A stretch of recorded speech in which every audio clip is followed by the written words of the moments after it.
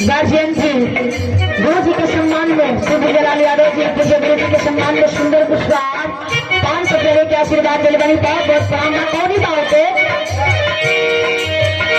दिल लगा रे लला रे लौलिका दिल लगा रे लला रे लौलिका दिल चुरा रे लला रे लौलिका।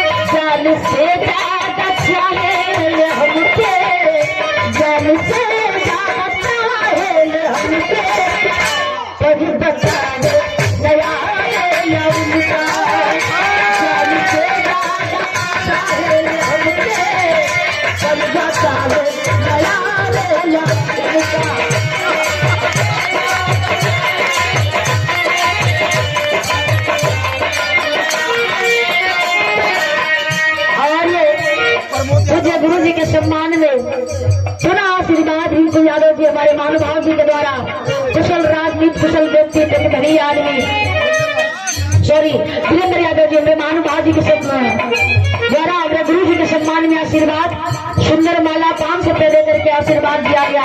और ही भाव से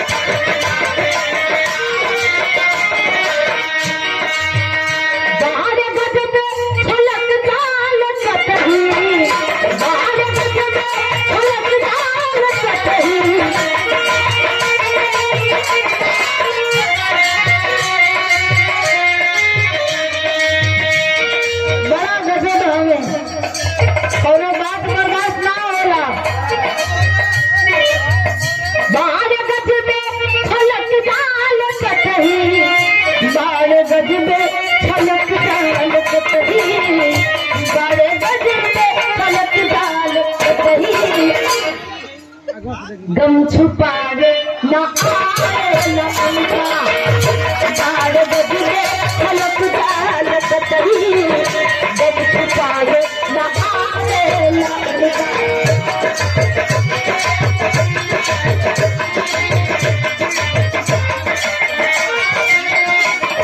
पीला मस्ती में जीला एक बीता मरही के